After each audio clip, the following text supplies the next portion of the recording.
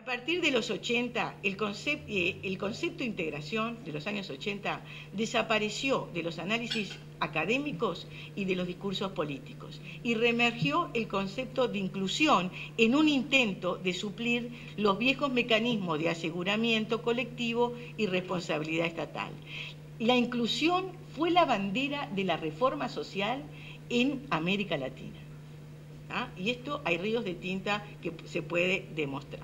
Ahora bien, los nuevos criterios de inversión social, bajo estos parámetros de inclusión, tenían que admitir que en las economías de mercado se necesitaba solo niveles básicos de distribución económica. Miren cómo cambia, no de redistribución, de distribución económica, que habilitaba el financiamiento de estrategias elementales de amparo, porque el resto de los servicios universales, algunos se habían privatizado, transformados en mixto, no iba a ser de la historia de la reforma, ¿no? Estrategias elementales de amparo que se transformaron, en términos generales le llamamos programas de combate a la pobreza. En definitiva, la inclusión supuso la extensión de políticas sociales orientadas a grupos vulnerables en el intento de responder a problemas como la pobreza estructural, a las desigualdades socioeconómicas, a las desigualdades de género, étnico-raciales y generacionales, entre otras. El saldo político institucional de la aplicación de este tipo de mecanismos de políticas focalizadas fue ambiguo, ¿tá? Según países.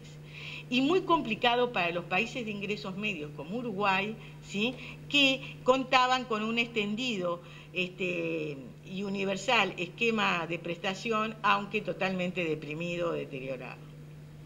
¿Tá? Uruguay incorporó los parámetros de reforma social, ¿sí?, de manera moderada o gradual, como se llama, que no supusieron una desarticulación total del esquema tradicional de bienestar. Más allá del gradualismo, ya el panorama social a mediados de los 90 ya mostraba preocupaciones, y este panorama social empeoró a partir de la crisis del 2002. Con la conquista en el 2005, voy rapidísimo, ¿no? ¿Se entiende igual? Con la conquista del 2005, y acá viene la parte más polémica, que supongo que el gobierno capaz que me pega, pero bueno, con la conquista del 2005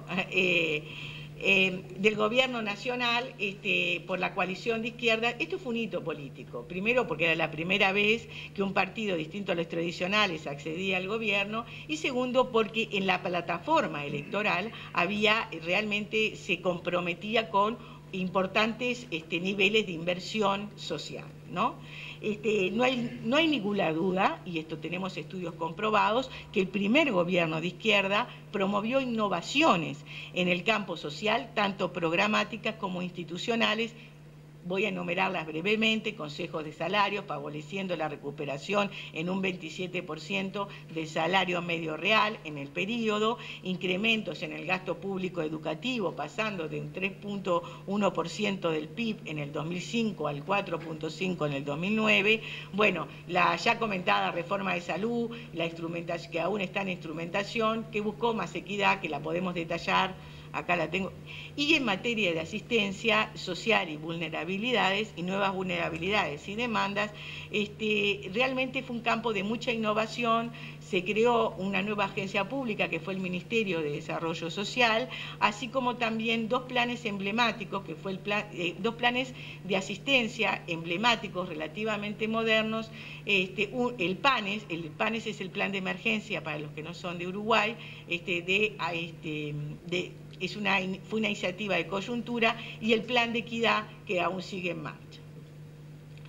Este conjunto de innovaciones, por supuesto tuvo la reforma tributaria como enmarcando esto, pero no me correspondía hacerlo. Este conjunto de reformulaciones no logró revertir el patrón híbrido de las prestaciones que se había heredado post proceso de reforma. Y acá, pero sí me interesa mostrar, para no ser sesgada en la interpretación, en la información del MIDES, del Observatorio de Indicadores y Programas Sociales, sí, de programas sociales, en realidad muestra cómo, pese a la reforma, Uruguay conservó un núcleo duro de programas focales y universales, mayoritariamente universales, aunque no siempre están articulados, esa es la verdad, ¿no? Y por otro lado, esto sí me importa, ¿no? Cómo, pese a los cambios ideológicos de los gobiernos de turno, nunca se dejó de producir propuestas universales. Muchas de ellas estuvieron vinculadas con género, etc. Tengo que ir rápido, muy rápido. Bueno, para ir rápido, a partir del 2006 los indicadores sociales mejoraron. En pobreza, el informe tiene los datos, cómo mejorar la pobreza, la indigencia, levemente la desigualdad social, pero esto sí lo quiero decir. El conjunto de avances registrados en indicadores y en inversiones sociales no parecen ser suficientes para recrear un patrón sólido de cohesión social donde se recreen o se incorporen algunos elementos clásicos de la integración social y se articulen con mecanismos modernos de inclusión social. 3 minutos. Es muy difícil hacer una evaluación de la intervención social, del manejo social del actual gobierno, porque lleva solamente un año. Simplemente anotar que no parece ser el campo social el más dinámico, ¿sí? A diferencia del anterior, puede haber múltiples explicaciones en el actual gobierno. Hay temas que están enunciados, que estuvieron enunciados en la campaña electoral, que aparecen difusos, y otros que quedaron de la agenda anterior, ¿sí? Y que tampoco se retoman. 1 minuto y medio, lo que le digo, de los temas que están enunciados, ¿sí? Y que no parecen, que estuvieron totalmente propagados en la campaña electoral y no queda claro cuáles son, y que podrían realmente contribuir a la cohesión social, son las mejoras educativas, por ejemplo, ¿no?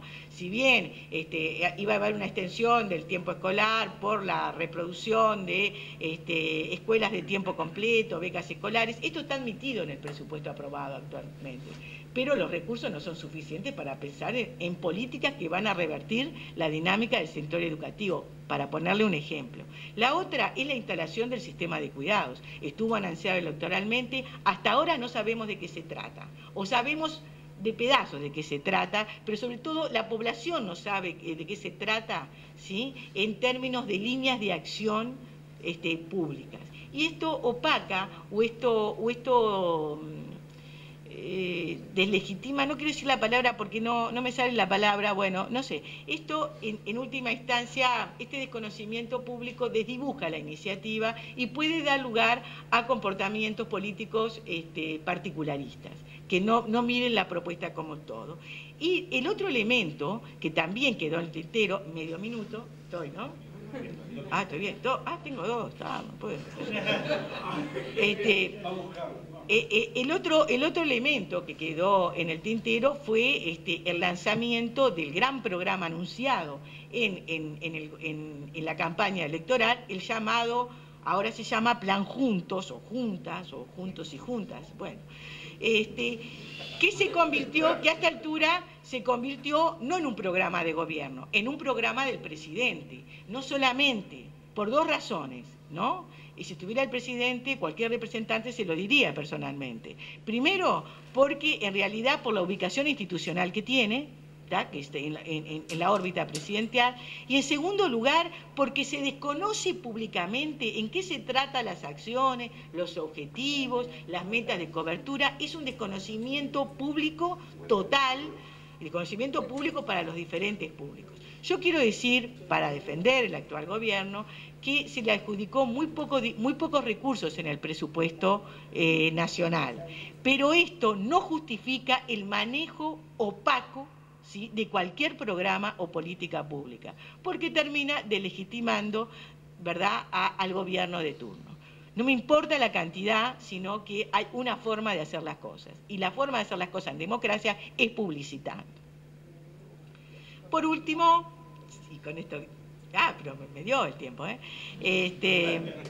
Y por último, para los temas que quedaron pendientes y que también podrían favorecer la cohesión social en el país, que vienen de la administración anterior. Por ejemplo, la revisión del plan de equidad. Había un tema pendiente que era universalización o no, o reforzamiento de las asignaciones familiares del plan de equidad. Eso quedó en el olvido. Bueno, capaz que no, capaz que las élites, los gobernantes lo manejan, pero públicamente había un debate que era muy interesante porque involucraba a la sociedad en su conjunto y los diferentes grupos de presión.